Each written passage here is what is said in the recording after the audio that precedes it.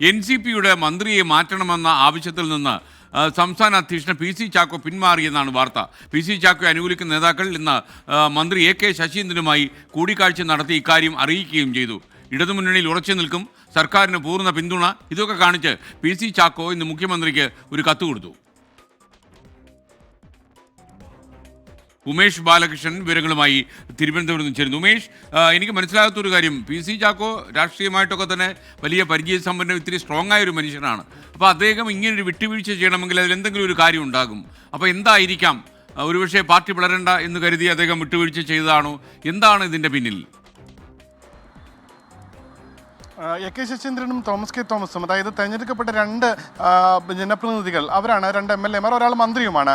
ഇവർ PC ചാക്കോവുമായി തെറ്റുകയും ഇവർ സ്വന്തം നിലയിൽ കഴിഞ്ഞ ദിവസം ഒരു ജനറൽ ബോഡി യോഗം വിളിച്ചു ചേർക്കുകയും അധ്യക്ഷനെ മാറ്റണമെന്നുള്ള ആവശ്യം PC ചാക്കോയോട് തന്നെ നേരിട്ട് ആവശ്യപ്പെടുകയും ഒരു ജനറൽ ബോഡി യോഗം വീണ്ടും വിളിച്ചു ചേർക്കാൻ ആവശ്യപ്പെടുകയും ചെയ്യും എന്നൊരു തീരുമാനത്തിലേക്ക് എത്തിയിരുന്നു. അതായത് നേരത്തെ മന്ത്രിസ്ഥാനം എന്നുള്ള ഒരു മന്ത്രിമാറ്റം എന്നുള്ള ആവശ്യം അത് ഏകദേശം 4 മാസത്തോളമായി NCPയിൽ ഈ തർക്കം തുടങ്ങിയിട്ട്.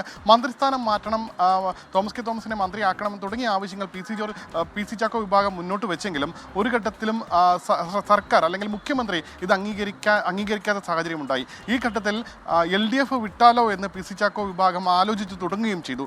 ഈ അവസരം മുതലൊക്കെയാണ് AK ശശീന്ദ്രൻ വിഭാഗം മറ്റൊരു നീക്കത്തിന്, നിർണായകമായ നീക്കത്തിന് തുനിഞ്ഞത്.